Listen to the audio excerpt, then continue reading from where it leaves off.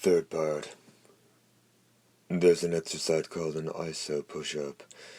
You lift your body like you would an ordinary push-up, then you hold that position. It's a lot harder than it sounds.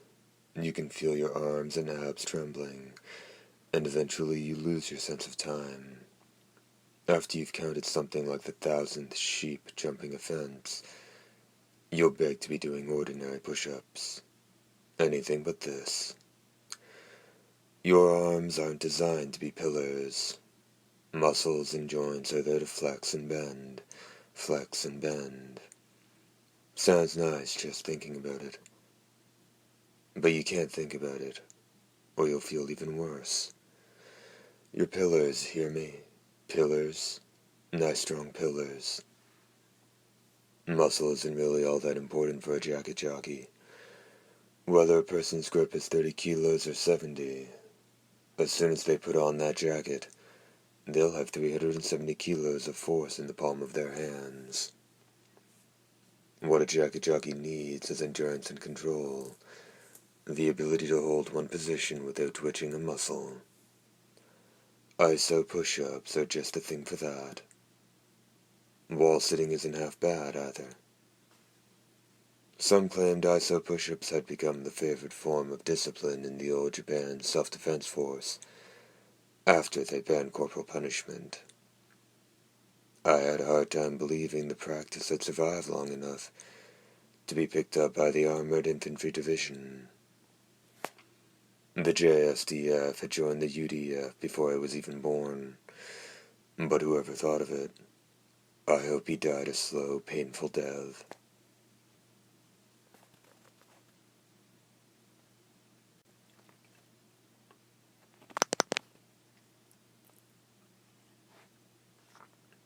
Small pattern. 98. 98, we all cried out. 99. 99. Staring into the ground, we barked desperately in time with the drill sergeant, sweat streaming into our eyes. 800. 800. Piss off. Our shadows were crisp and clear under the scorching sun.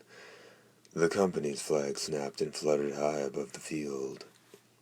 The wind that buffeted the training grounds reeked of salt and left a briny layer of slime on our skin.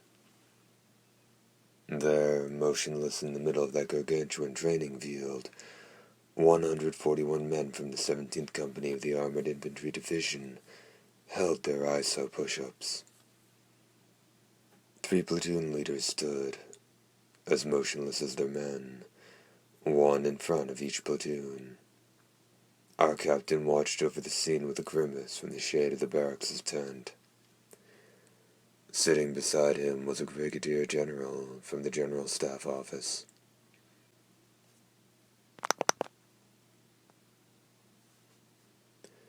The general who'd opened his mouth and started this fuss was probably off sipping green tea in the air-conditioned office. Bastard.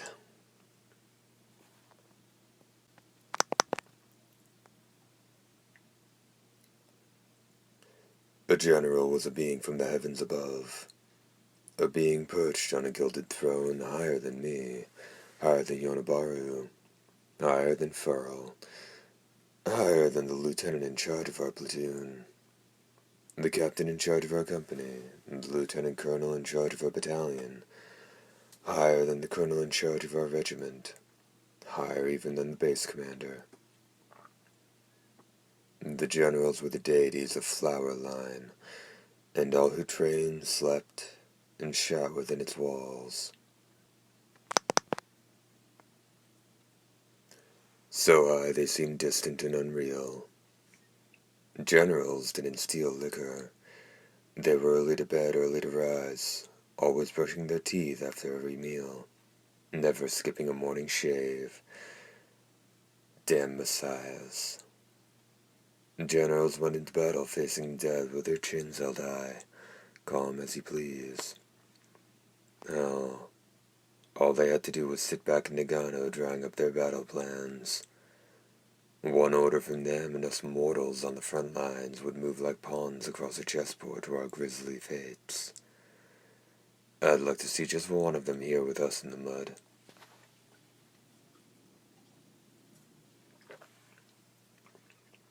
We had our own rules down here, which is probably why they stayed away. Hell, if one of them showed, I'd see to it a stray bullet put them on the KIA list. This was the least damning thought running through my head, any one of which would have been enough to send me to a firing squad. The brass in the tent weren't the only spectators around to watch our torture. The guys in Fourth Company were really laughing it up. A while back we beat them in an intramural rugby match by more than 30 points. So I guess they felt this was some sort of twisted payback. The liquor we'd swiped was for them, too. So this display of solidarity was touching. What a bunch of assholes. If they got into trouble on Kuroishi, I sure as hell wasn't going to bail them out. Page break.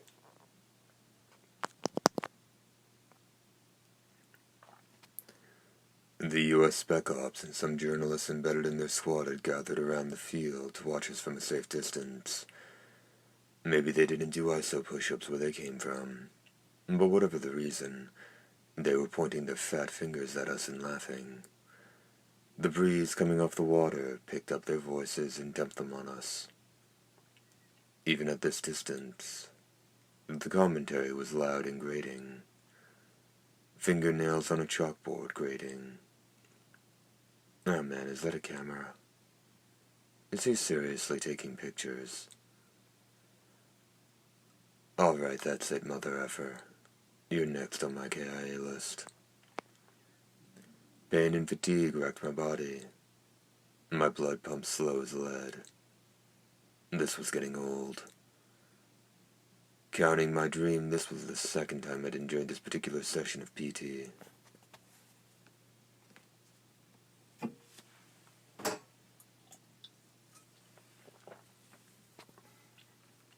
Not just PT, ISO push-ups. In training, they taught us that even when you're in excruciating pain, especially when you're in pain,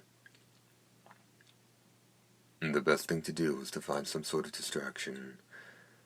Something else to focus on other than the burning in your muscles and the sweat streaking down your forehead. Careful not to move my head, I looked around out of the corner of one eye. The American journalist was snapping pictures. A visitor's pass dangling from his neck. Say cheese. He was a brawny fellow. You could line him up with any of those U.S. Special Forces guys, and you'd never know the difference. He'd look more at home on a battlefield than I would, that's for sure. I got the same vibe from one of those Special Forces guys that I got from Sergeant Farrell. Pain and suffering were old friends to men like them.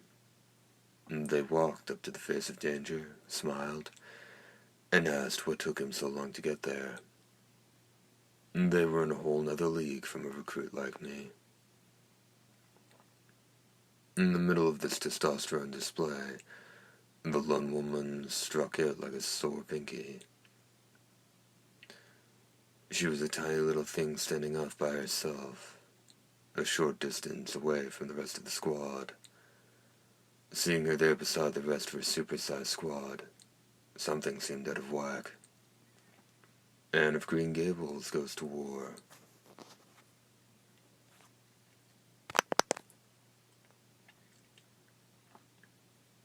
I figured the book would be a spin-off set around World War I. Mongolia makes a land grab and there's Anne.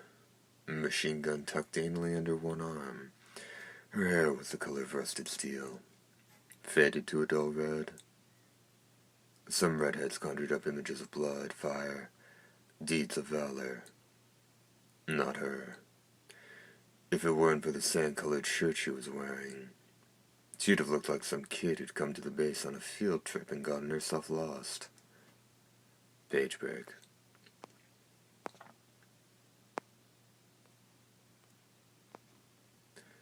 The others were fanned out around this girl who barely came up to their chests, like odd medieval peasants gawking at nobility. Suddenly it hit me. That's Rita. It had to be. It was the only way to explain how this woman, who couldn't have looked less like a jacket jockey if she had been wearing a ball gown, was in the company of the Spec Ops. Most women who suited up looked like some sort of cross between a gorilla and an uglier gorilla. They were the only ones who could cut it on the front lines in the armored infantry. Rita Vitaski was the most famous soldier in the world. Back when I signed up for the UDF, you couldn't go a day without seeing the news feed singing her praises. Stories titled A Legendary Commando, Valkyrie Incarnate, that sort of thing. I'd even heard Hollywood was going to make a movie about her. But I was already in the UDF by the time it came out, so I never saw it. About half of all the mimic kills humanity had ever made could be attributed to battles her squad had fought in. In less than 3 years, they'd slaughtered as many mimics as the whole UDF put together had in 20 years before. Rita was a savior descended from on high to upturn the odds in this endless losing battle. That's what they said, anyway. We all figured she was some sort of...